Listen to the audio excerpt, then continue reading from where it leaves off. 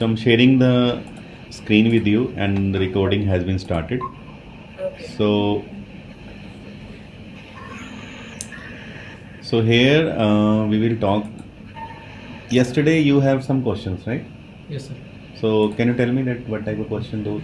So you were explaining about the concept you use to make your Think 360 logo. So I have a question: why you choose only red color to use? Red color because I am an aggressive person. Okay. I'm very much aggressive. Aggressive in not in the sense that I'm fighting with someone else. Aggressive in the work, right? So I make decision like quick, right? If let's suppose any new technology coming in the market, we try to understand it and we implement very quick, right? And let's suppose any type of decision related to good thing about the company where we can elevate the company, right? And we can grow our company. So not even on the individual person individually, but also from the company basis. So we make the decision very fast. So that's why the red is color of the rising sun, right? So that is the color of growth, right? That is the color of aggressiveness, aggressive marketing, right? So that's why if you see the red color brand like Airtel or any other brand, right? So those brand communication is related to that. Okay, we are available 24/7, something like this. So aggression is over there, right? But in a positive manner, not in the negative manner, right? So tomorrow, Answer and those 5 marks, like Think 360. yeah. Let me Yeah, explain you. I'm coming on that point. So where it is? Yeah, it's in our history. So our previous logo was like this, right? This is our first logo, and I never change it because it's like history. We keep maintaining it somewhere else. So it's like this circle is related to idea, and this bubble is because it's a chat, right? And that is for the communication, idea, communication, and the 5 elements. These are the 5: earth, air, Okay. right? With these 5 element, whole human species build, right? So this is the concept behind this particular logo. Any other question? Answer, you kept I small in Think. Yeah, because the reason behind it, because if I put I, people sometimes read it as a L. So Okay. I is like it's readable from a proper distance as well. So that's why I is in the small cap. Okay. Answer, what impact does black color make that you use in your way of cafe's brand mark? Sorry, what is the question? Way of cafe brand mark you use black color for writing way Wake up. Wake up, sorry. Yeah. Uh-huh. So why you use black color there? No, I didn't use the black color. It's a coffee brown color. So the brand mark has the brown color. But you said in between the platter you have write wake up. That wake up was written with the black color. That's why I'm saying it's not written in the black color. Let me show you.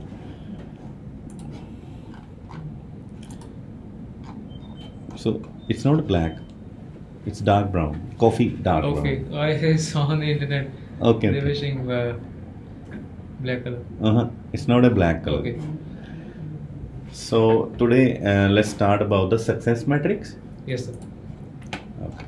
So let me open the success matrix.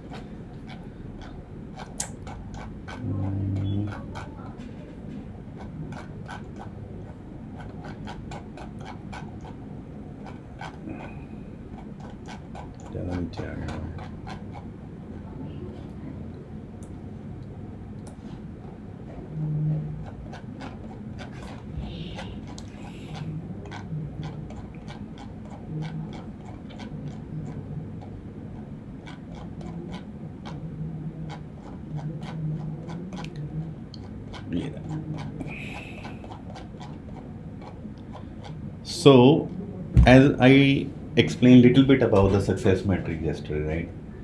So, yesterday I gave some examples. So success metric is like, let's suppose in our company, right? Company website, think360studio.com. What is the success metric? First, traffic, because we are getting the traffic report from Google Analytics. And in that particular thing, the major thing is, okay, how much traffic we are getting from the US. And that is very important for us, right? Second type of success metric is how many people are sending us the email, right? So these are the different parametrics where we can define the success metric. So over here in this book, they also gave some kind of examples. So let me open that as well. So here, sometimes these metrics are related to the product itself, right? And how it used, how much time does the average user spend on your site during each widget. So analytics tool can help you determine this. I shown you like in few earlier classes, right? If you want to encourage your user to feel comfortable with the site, hang out, explore what you have to offer, you will see the time per widget will increase. On the other hand, if you want to provide quick get in, get out access to information and functionality, you may want to decrease the time per visit. So it's like this. This is very important thing where success metric are concrete indicators of how effectively the user experience is meeting strategical goal. In the example, measuring the number of widgets per registered user per month indicates how valuable the site is to its core audience. So over here, this is our target, right? And in the September month, they launch a redesigned website. They have the website, but traffic was let's suppose from 1 to 10 on 4, right? But their target is 8. So when they did some changes or redesigned the whole website, then the things are improving, right? So success metrics are improving. So this is the way how to calculate the success metrics, right? With the different parameters, right?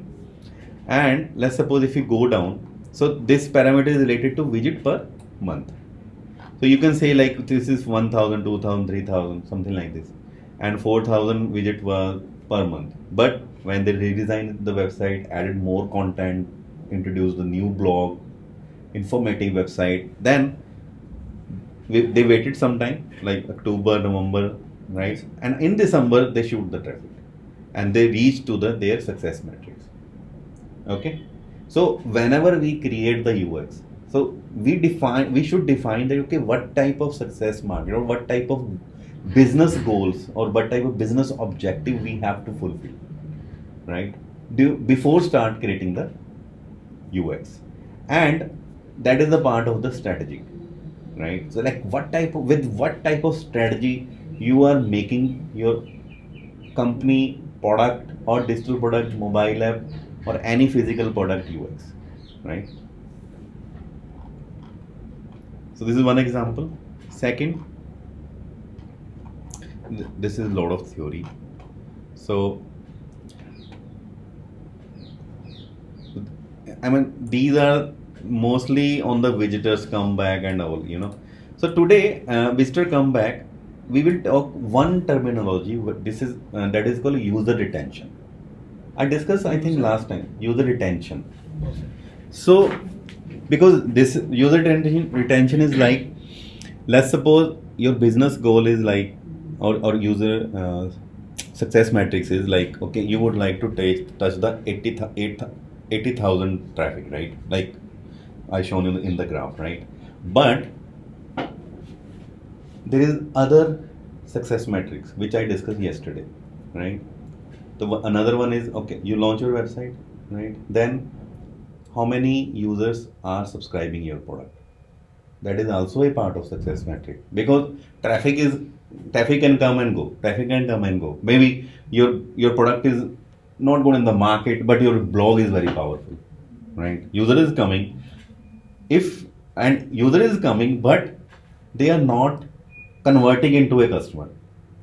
And why it happened? Because sometime when we write the blog, we didn't add any CTA option over there, call to action. sections, right? So let me give you one example. So what I did yesterday, I thought like, okay, I have 6 chapters, 6 classes recorded on the YouTube. So what I did, I created a blog around it to boost this particular course, right? So what I did, I converted those videos, like 6 classes, into the free demo classes, right? That is very easy. So what I did over here, I explained that why this course, I explained what you will learn in this whole course, who this course is for: web designers, mobile designer, engineer, anyone who want to make more effective website and mobile apps, right? Then applied learning project. So here I'm explaining that, okay, we will work on a case study where you will live your whole journey during this course, right? And I started like this, okay, class 1, right? I explained what is in the class 1. Then I added class 3, not class 2. User will get, okay, where is class 2? Maybe they will ping me, right? Then this is like, this is, it means this is like a hidden CTA, right? They will see it like, oh, where is class 2? You know, that is a hidden CTA, and class 2 was not recorded actually. So there was some software glitch over there. Then we have 4, then we have, and each and every class I explained, right, that what we learned in that particular class. Then we have 5, and after the 6th class, I added over here, interested in my UIUX classes. This is a CTA button.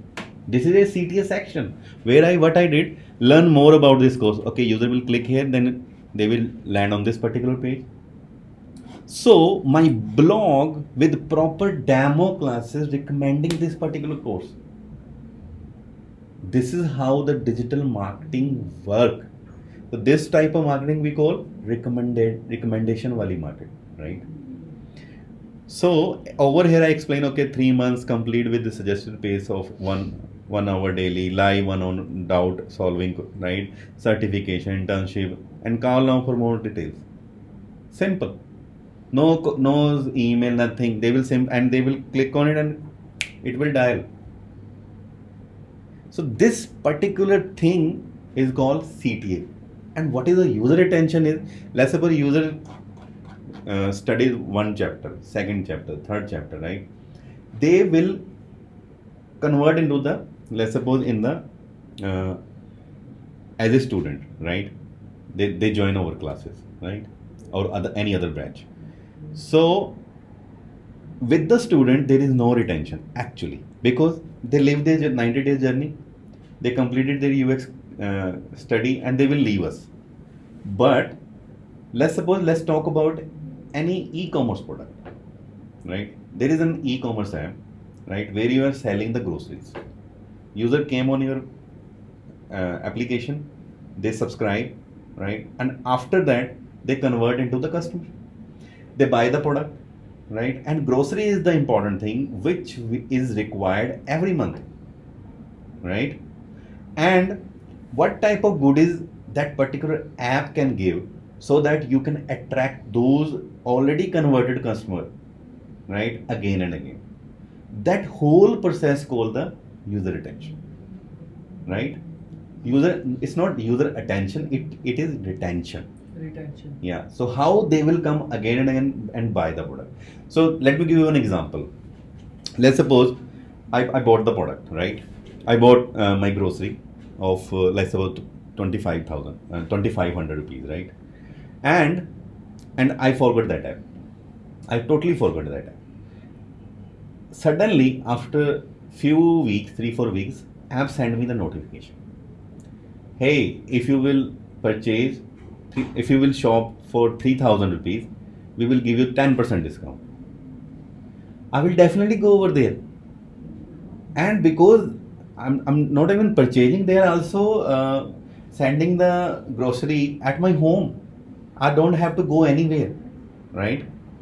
So this type of features, this is one example of the grocery app, right? But whenever you have to plan, you have to strategize the UX of digital product, you have to think about the user retention points as well.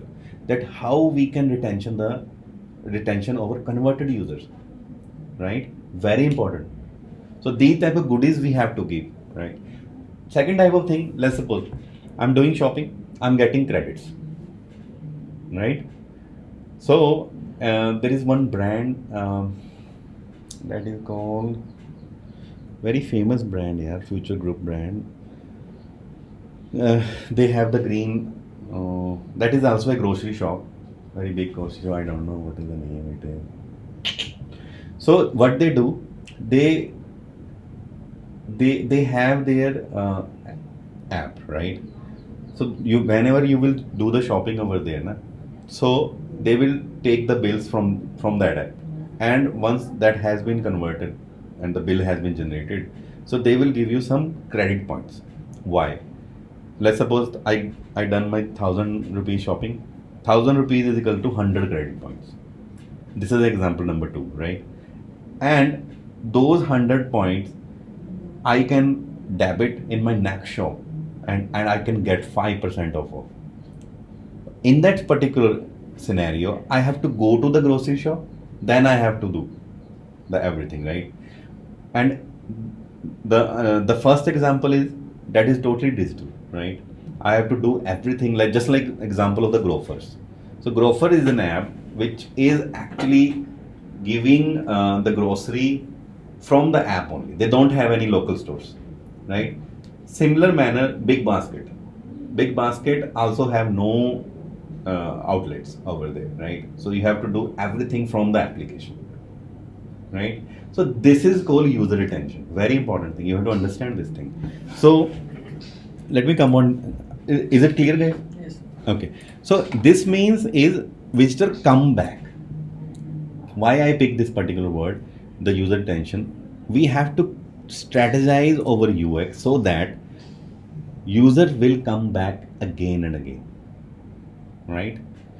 So so simple thing is measuring return widgets can be great way to assess whether you are meeting user needs. But be careful. Sometimes those users don't come back because your competitor launched a gigantic advertising campaign, or because your company just got some bad press, right? Any metric viewed in the isolation can be misleading. Be sure to take a step back and look at what's going on beyond the website to make sure you are getting the whole story, right? So again, you have to make the decision in between, or you have to keep the balance in between users and the client. So like user needs and the business objectives. So if you can easily create the balance in between that, right, your UX or your application will rock, because you are pampering both type of users, right, or both type of domains, you can say that, right? So next is user needs. So that is very important actually, because first of all, thank you.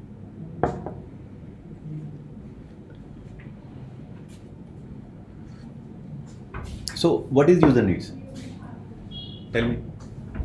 So in terms of user needs, can be anything. For any service, any product is providing any kind of service, like we use Zomato, or Yeah. we use any e-commerce websites, or we use any video streaming apps, song streaming apps. These are all our user needs, and these products are satisfying our needs. So it means like there is some need in the market, and in that market we have group of users who they need that particular application, and we are building for them, right? But sometimes there are a lot of application over there in the same domain. Yes, sir. Right? So that type of projects came a lot, because nobody want to do, or nobody want to invest in innovation, right? Sometimes people simply copy the idea and present in a easy manner, or you can say in improvised manner, right? So even in that case, you have to measure the user needs, right? You have to go to the user, ask them some questions, right? What they want, and what they don't like in the current application, right? So that you will have some kind of background or some kind of insight about your competitors. And let's suppose if they are facing that problem in your competitor application, you are giving the solution, right? So let's talk about the user needs in detail. So what is say, it can be easy to fall into the trap of thinking that we are designing our product or service for one idealized user. It's not happen. We are not making this particular product for only one user, right? Someone exactly like us, but we are not designing for ourselves. We are designing for other people. This is a very important statement. And whenever I felt that okay, my client in the same state of mind, I simply say that you are not building this app for you, right? You are building this app for your users or website, right? And if those other people are going to like and use what we create, we need to understand who they are and what they need. So the whole thing is user needs. So identify user needs is complicated because users can be quite diverse. Even if let me mute.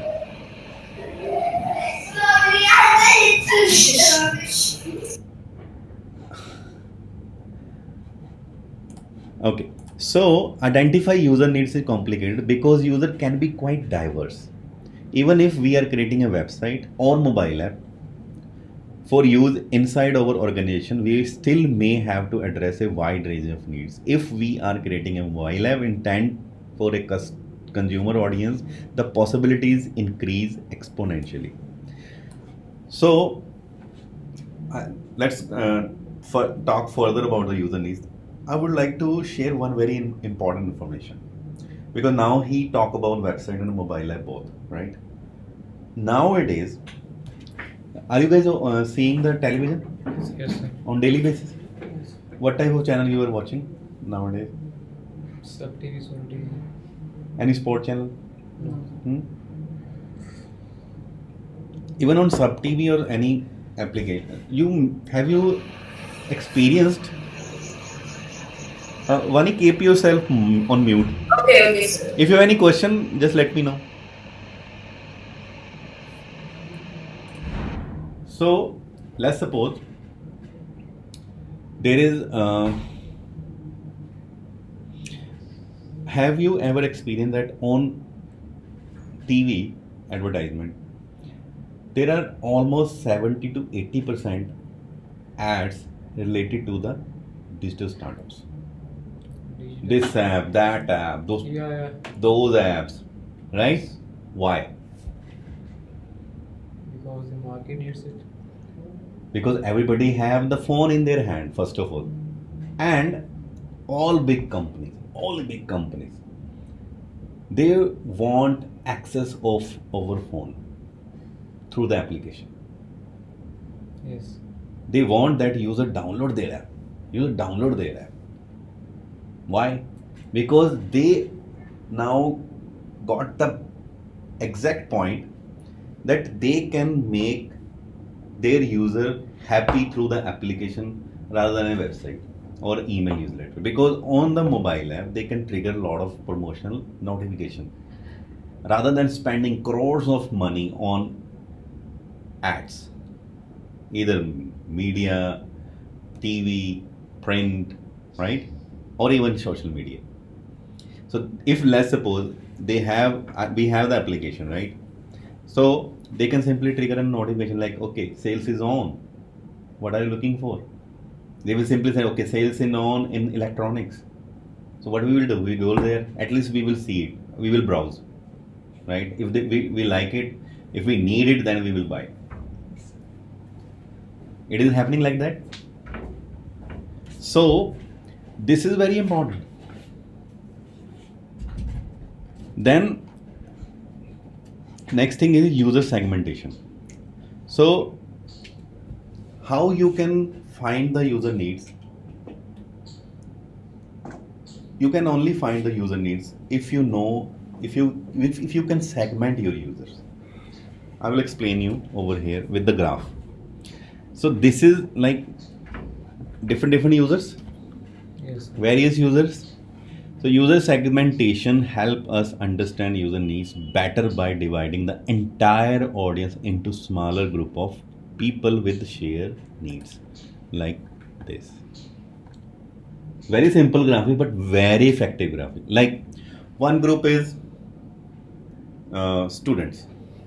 Like in student, we can add two groups, male and female, right? So I'm saying every group could be converted into the two groups in on the basis of gender, right? So students, housewives, right, and employers, working and retired. So if you see your society, if you're understanding your society, in the society we have these type of users, right? So in student, I'm also including the teenagers who are using the Instagram and all, So students, teenagers, working either male or female, housewives, big user group in India, right? And then we have retired people or the aged people who are 50 plus or 60 plus, right? So let's suppose if you are making any X app and you know that, okay, my app is only for students, then you segmented your users very easily, right? You can only talk about that your application idea or the functionality to those users. You will never talk to housewives because that is not cup of their tea, So user segmentation is very, very important. So this chapter will show you. So market researchers commonly create audience segments based on demographic criteria. So this is called demographic. Demographic is gender, age, education level, martial status, income, and so on. So these demographic profiles can be quite general, man 1849, or every specific unmarried college educated woman 25-30 making over $50,000 a year. So we segmented the whole user on the basis of demographic. This is a UX language. Demographic. Okay. Like what type, if you are targeting a user, so what is the demograph of your user? So let me give you some example on Google in detail.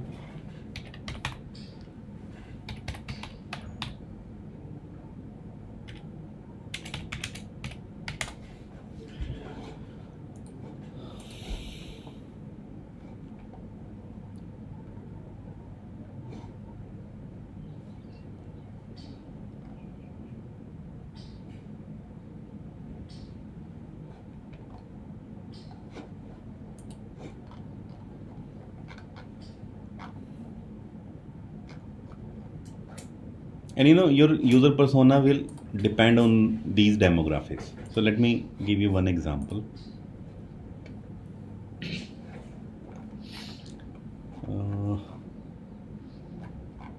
This one.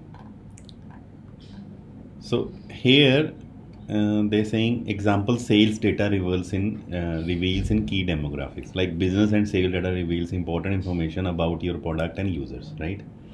So what they are saying that, okay, this X product used by customer bases is dominated by female 74%.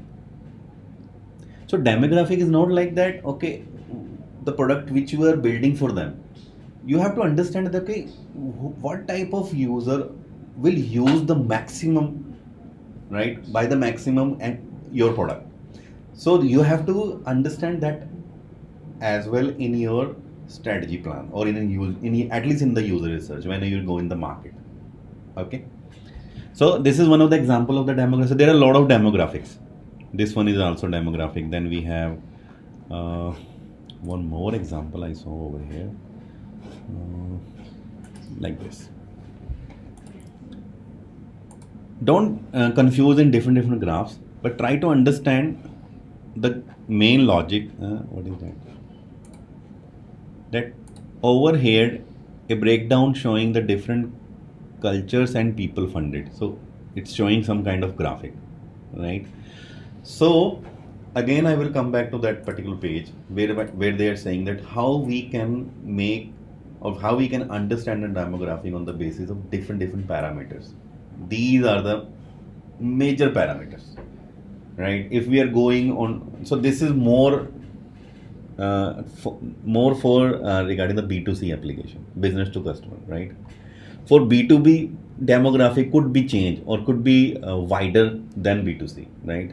Because in B2B, user don't know that product is coming from whom, maybe there's some lot of mediators will be there or dealers will be there, right? So let's suppose company either can directly sell their product to the consumer, that we call the direct selling, or company first introduce their product to the dealers, then dealers will deal with the consumers. So this approach they will say B2C and dealers are B2, company to dealers are the B2B and dealers from consumer is B2C. Okay, so this is the structure of the whole market. In as per your Kalapaji shop, right? So that is actually a B2C. They have the product, customer came at the shop and they simply see the product, right? And they buy. So that is B2C, right? But Kalapaji never told us that from whom they are buying the product, right? So let's suppose they are buying this particular bottle for the Milton company and I bought it from him, right? So for this Milton company, Kalapaji is a B2B because they are giving this product, right? And Milton is not selling product directly. They are not coming directly at your home. But they will sell to shops. wholesale. Shops, you can say, Yes. dealers, you can say. Dealers. Yeah. So this you have to understand, right? So how you will market your product? Long journey, guys. Right?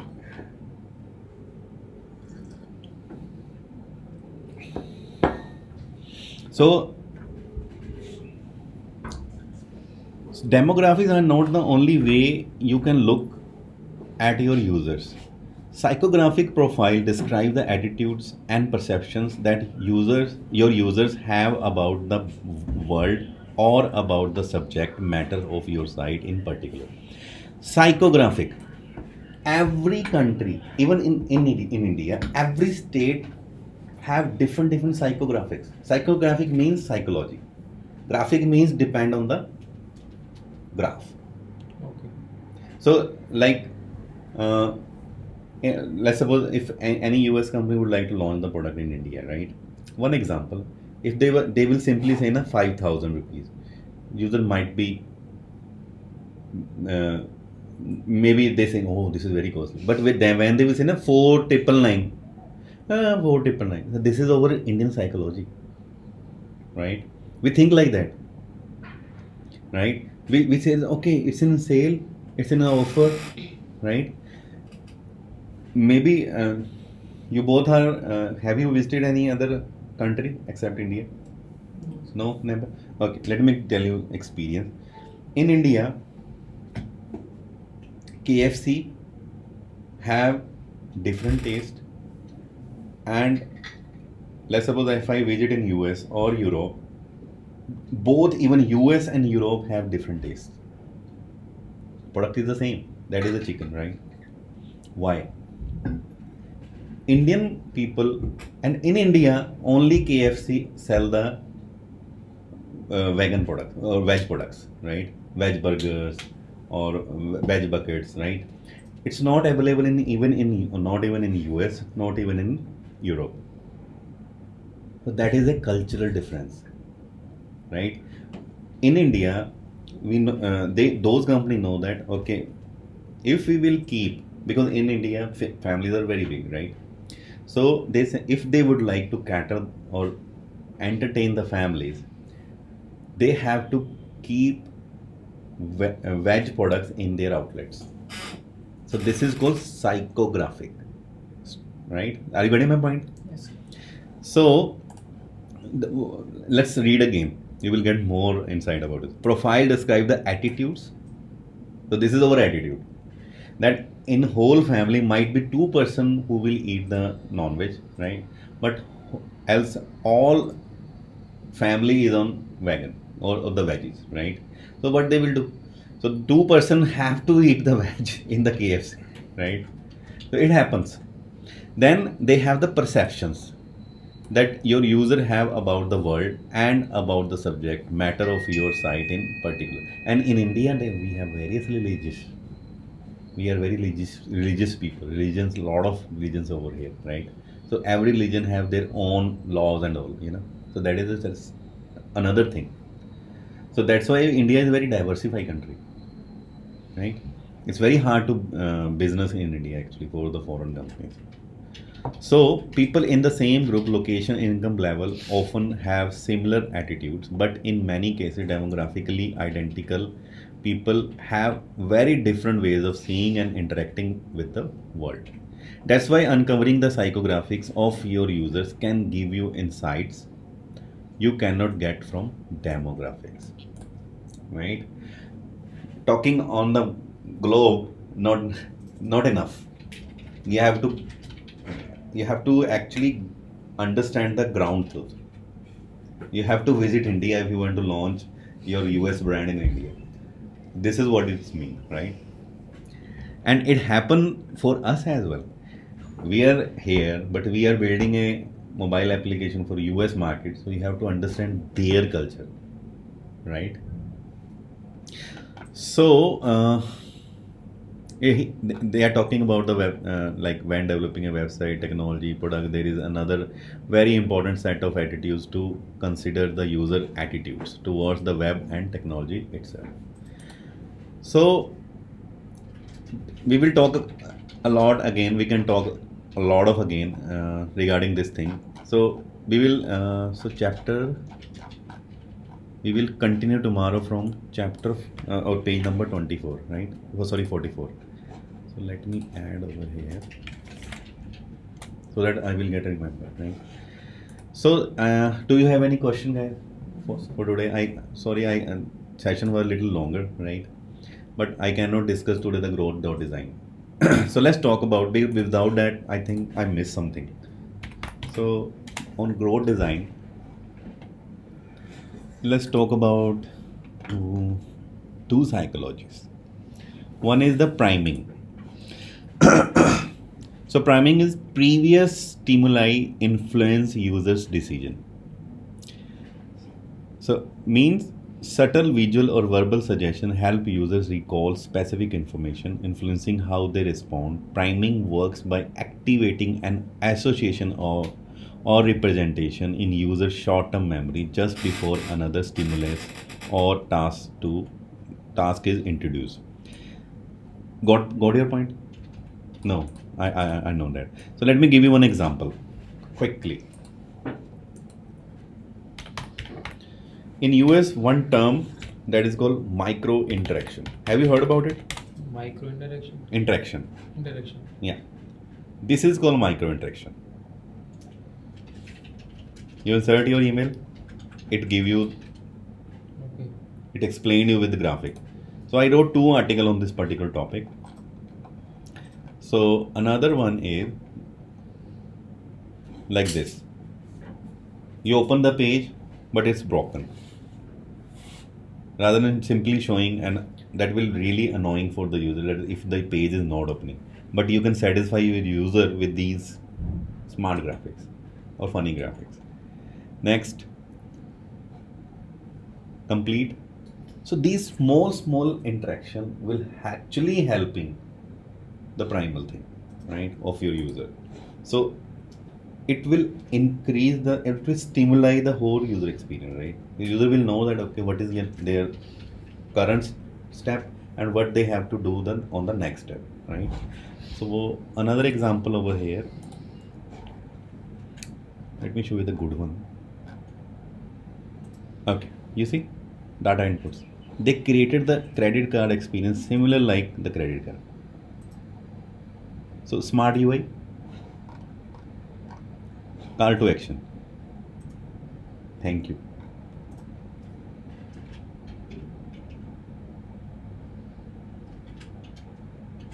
swipe. Tinder have the same now.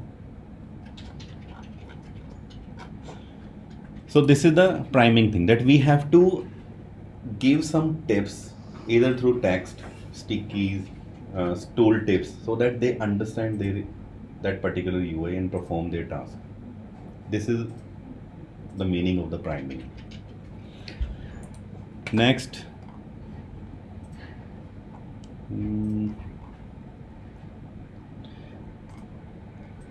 let's talk about another one. Anchoring bias. So users rely heavily on the first piece of information they see. This is what we understood, right? The initial information that users get affects subsequent judgments. Anchoring often works even when the nature of anchor does not have any relation with the decision at hand. It's useful to increase perceived value. The initial information that user get affects subsequent judgments. Anchoring often works even when the nature of anchor does not have any relation with the decision. This is very confusing. I also confused. Tinder pricing table show the most. So let's open the Tinder one, right? So they are saying that, oh, I got it. So let's suppose they have 3 plans, right? But they created their UI like this. User get focus on only on this. So they simply tagging on this particular, that this is the most popular. So people follow the simple method, that the most popular one, right? So that's so this is what they are saying. They are saying that we have to kept an anchor over there, visual anchor, so that they can make the decision very fast, right? So brick and mortar shop often display very expensive item in the front with visible price tag, so that the item you end up seeing seems cheaper, right? Nahi? So bricks and mortar shop, you got this point? They often display very expensive item in the front, Okay. right? But when you go inside, you see that okay, there are some cheaper one as well, right? But this is a wrong approach, right? If you are explaining that okay, we are very expensive, nobody will come.